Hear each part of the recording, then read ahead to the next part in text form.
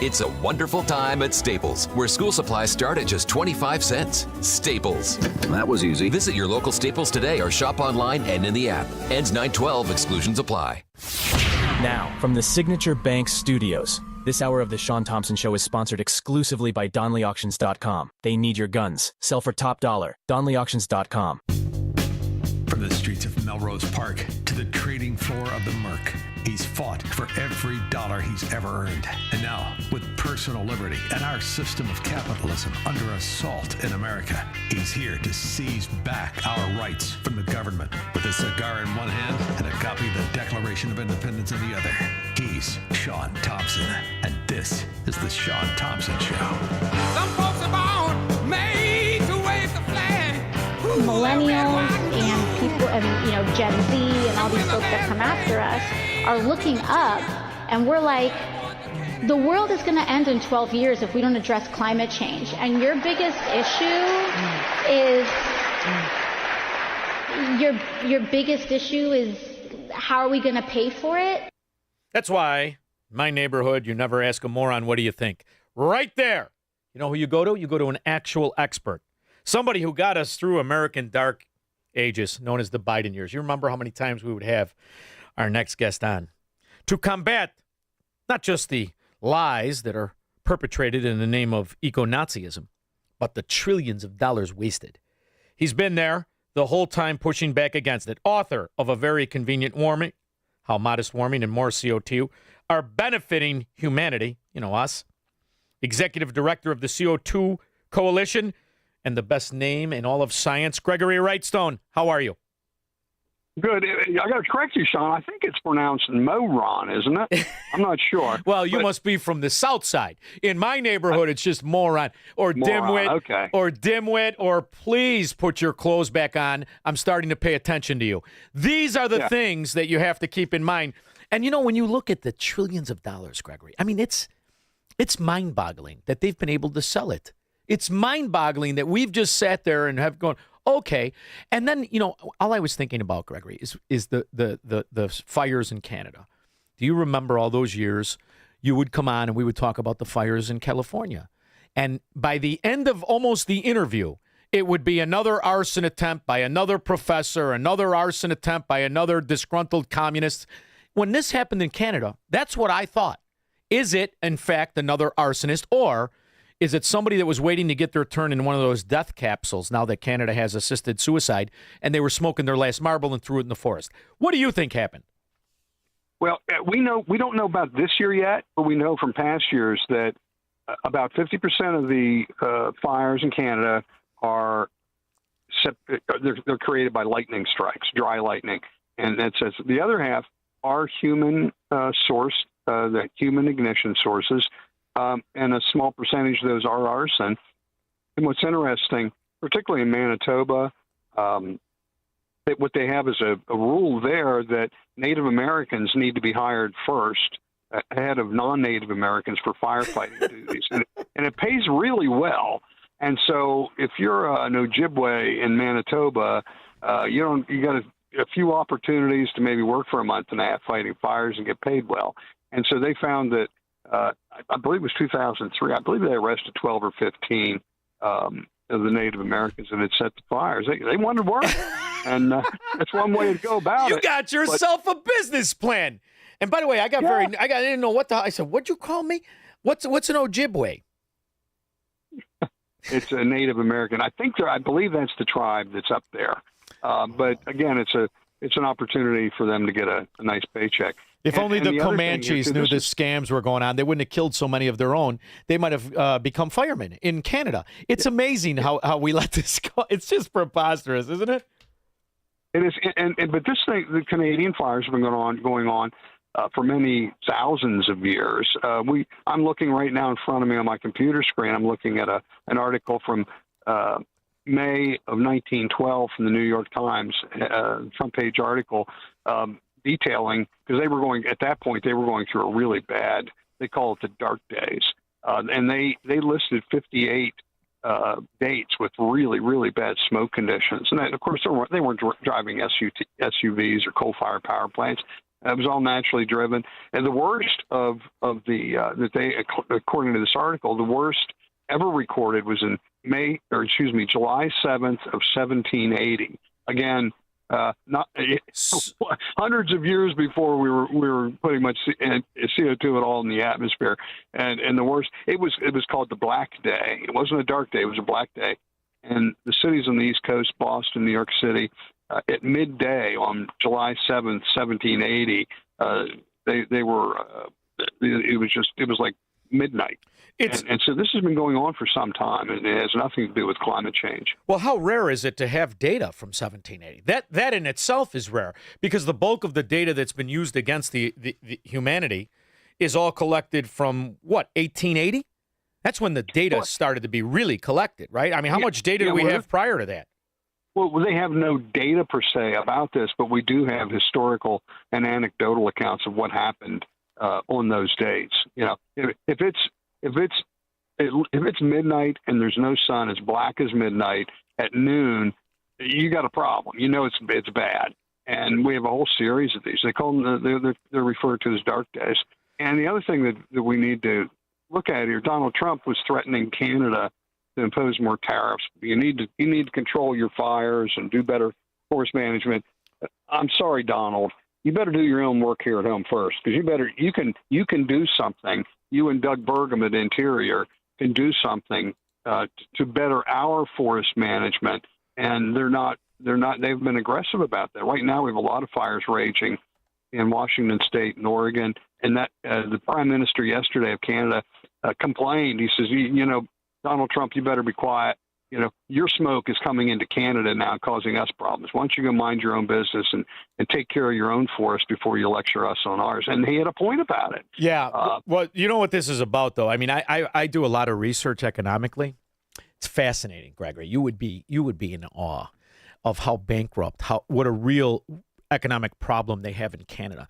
It's record number of individual Canadians that have filed for bankruptcy, far more than 2008. But when you look at the actual government and what it's done as far as money, they levied a big issue where we had an agreement about a bridge. I don't know if you heard about it, with tolls. Did you hear McCarthy? This was McCarthy before Donald Trump. This is, Donald Trump is that New Yorker where he speaks in half sentences and he gives a lot of innuendo and no backstory. The backstory is we've got a big problem with Canada since this Carney actually won. And he turns out, in my opinion, to be somebody who was he held the only person to have a job in the Central Bank of Canada and England, and he's got a lot of scandal in his past, specifically with your arena and the true totalitarianism of their green energy movement in Canada and all the money that's gone. Well, right now there's a problem. They agreed to do something with America on a bridge. Here, I'll let him say it. What we have with the agreement with the U.S. Is as follows. And let me start with what it isn't. It's not splitting the tolls of the bridge. It is an agreement for 15 years to split net revenues. Splitting of tolls, any sharing of the toll revenue won't happen until all of the debt is repaid. We will split net revenues over the course of the first 15 years.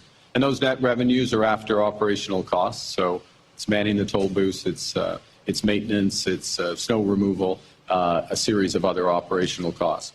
And the other problem is so many of our illegals are now under the pressure of the Trump administration, and they're fleeing to Canada, where all you have to do is cross the border, and it's money for nothing and chicks for free, like that fantastic song from the 80s we used to dance to. So this is an interesting argument that's going on. It's far bigger than the Canadian wildfires. But I'm more interested in, it's a shocking reality, the difference in the way in which these wildfires are handled. Lightning strikes in Florida, lightning strikes in Tennessee, lightning strikes in California or Canada. It seems to be a lot worse where the eco-Nazis are, for my opinion. What do you think? Well, yeah, and it has gotten worse. It all goes back to the 1980s, early 80s Clinton administration. Remember the spotted owl that, they did away with logging on national forests, which was a huge mistake. And so our entire forest management system changed at that point. Before we did logging, we did controlled burns, or some people call them prescribed burns. But these are burns that they do to get rid of some of the undergrowth during non-dangerous times. You're more easily able to control the fires that you set. And they've done away with that. And now without the logging in the Northwest, Oregon, Washington, Northern California, these are the national forests too, where they did the private industries that are well managed, like Weyerhaeuser and the others. They don't have a problem with wildfires because they manage their forest well. That's their business. That's their livelihood. That's how they feed their children, is by having well-managed forests that don't go up in flames every 10 years. And so what they did was get away from this, and when they stopped logging, they used to be able to, when a fire began, they could take their heavy equipment, and which is what you really need in a lot of cases. They could use the logging roads. Well, those logging roads now have grown up. They're impassable. You got 40-year-old trees in the middle of the logging roads. The only way to get in to fight the fires is to airdrop the smoke jumpers, which is very difficult, and you can't bring much equipment other than an axe and a chainsaw, if that. And so this is all human-induced, Democrat administration induced, and even Gavin Newsom in California admits that's the case, that the fires in California are being exacerbated by bad forest management. And if you look where the big intense forest fires are, it's on national forest properties, not the private industry, not privately controlled properties. There was a guy in the big bad California fires, was 2 years ago, and he had a pretty decently sized property right in the path of the fire. He had gone out and absolutely clear cut all the grasses, all the undergrowth for a large distance around his home, and his was the only home left standing. Nonetheless, they fined him $20,000 because he wasn't allowed to do that. Well, I'm sorry. That was a pretty good decision, and that's a $20,000 fine worth paying, because he has his house and all the neighbors' homes went up in flames. And that's how you fight these fires. You get rid of the undergrowth. You get rid of it's really the grasses, a lot of these fires. The one in California 2 years ago, that was a grass fire for the most part. It came sweeping down out of the Sierras from the high desert areas, and in these Santa Ana or Diablo winds that just come racing at 80, 90, and sometimes more miles per hour, that just fuels that. And the fuel is the dead, dry grass that, that's the spark of that. And then the Indians, the Native Americans across North America, Canada, United States, they also intentionally set fires because it helped with the grasses. They would set them in the fall. That way the spring grass growth was encouraged, and the buffalo would be attracted to that area. And so this has been going on for some time. You know what is fascinating is when you talked about government-controlled land. One of the greatest abuses that I think is so underreported is what the Biden administration had done to America and American land. You know, my whole argument has always been, if you look at how much of America is actually developed, it's less than 6%. But when you look at the fact that the Biden administration appropriated somehow under government seizure and never to be tapped for any resources or have any kind of development in land and water, 674 million acres of U.S. land and water were seized. That's what I call it, my word, seized, by the American president to never be touched with any way of American or human being interaction or development. But that also means what you're talking about. That means that all these forests, it's 44 million acres of actual American land. The rest is in waterways around it and through it. We can't touch it. So we can't do it. In other words, the government, the American government, have designated this forever to be a hazard for fires and the lack of progress and ingenuity that we, the human beings of America, come up with. It's a staggering reality of how fascistic the American government is permitted to be, even at its own demise. These 44 million acres, for all we know, could be a powder keg of chaos, right? Absolutely. There are two large national monuments that Biden, I believe it was Bears Ears. There's another one I did. The name eludes me, but Trump's rolling it back. He says no. It was an unauthorized land grab, like you just talked about.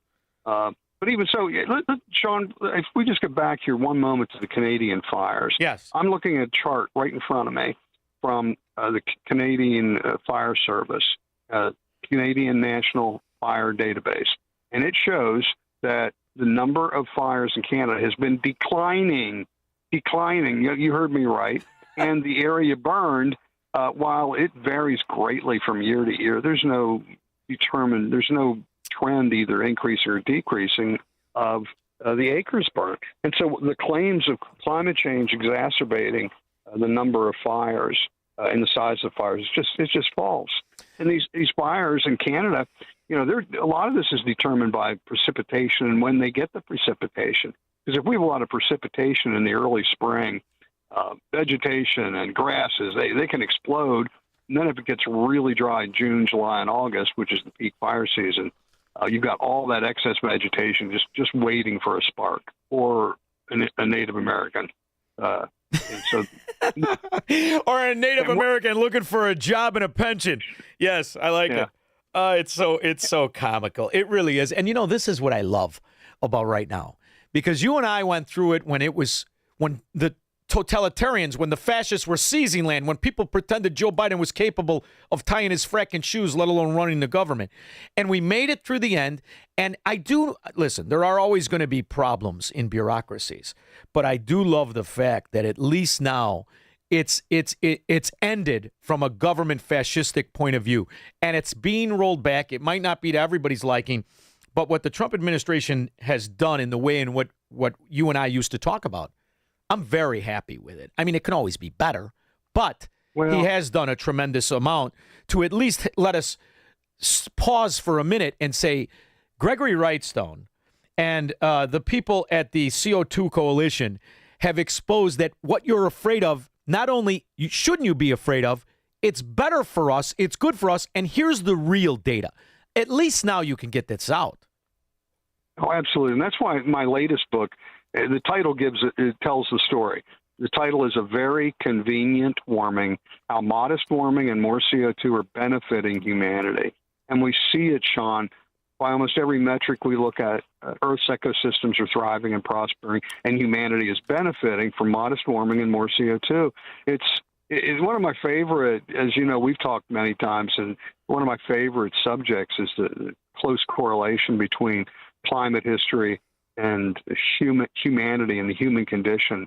All the other previous warming periods that were warmer than today, the Minoan, the Roman, the medieval warm periods, warmer than today, great empires arose, civilizations thrived, food was bountiful.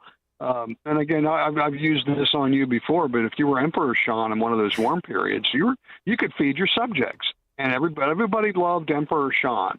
Yes. But if you were Emperor Shaun when it started getting cold, look out, buddy. They're going to be coming after you with the pitchforks because the crops failed, famine set in, pestilence, and mass depopulation, and you wouldn't be Emperor Shaun for very long. No.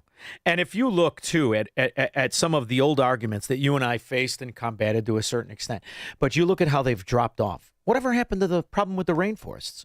Whatever happened to the problem with the thickness of the ice, the amount of green in the world? I mean, they have been proven wrong on every bullet point that they started a fever or attempted to start a fever where people would lose their mind and all sense of reason. I cannot think back 20, 30 years ago to when Al Gore was hugging Tipper Gore, who I think could have kicked his ass in any tavern. However, back when they were making out on stage and all the nonsense of 12 years and 6 years and seas rising, have they ever gotten one bullet point right that they used to extort and create an entire industry of financial fraud? Well, I can't point to one, and I'll tell you what it is. It's rather humorous. One of these claims is that climate change and CO2 increases are going to accelerate poison ivy. And you know what? They're right. It will. Because increasing CO2 and warming temperatures, it's an equal opportunity plant food. And so, yeah, maybe there might be a little bit more poison ivy, but there's going to be a lot more of everything else. And so that's just one example. One of the other things that I always point to, that when people hear this, they go, well, why aren't they telling us that? You talked about rising sea levels. And one of the most at-risk islands, according to the United Nations, are the Maldives in the Indian Ocean. and they're supposed to be underwater by 2050. And this great picture of the Maldives prime minister standing hip deep in the ocean with his hands out looking for climate reparations. All right, 18,000 years ago, the Maldives were also just above sea level. And in the last 18,000 years, sea level has risen 400 feet. Why are those islands not under 400 feet of water, you might ask me? Good question. It's a geologic process known as accretion. And these islands grow along with rising sea levels. It's the sands are composed of the busted up corals, and it's washed up on the islands and then distributed across the islands with winds and critters that move it around.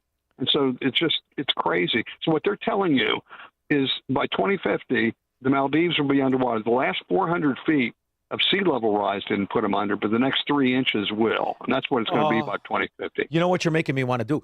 Let's buy all of it. I'll buy all the coast. How much do they want for it? It's going to be underwater anyway. What do you want for it? Let's cut that deal. Let's do it. We'll shut the show down right now. Yeah, you're too late.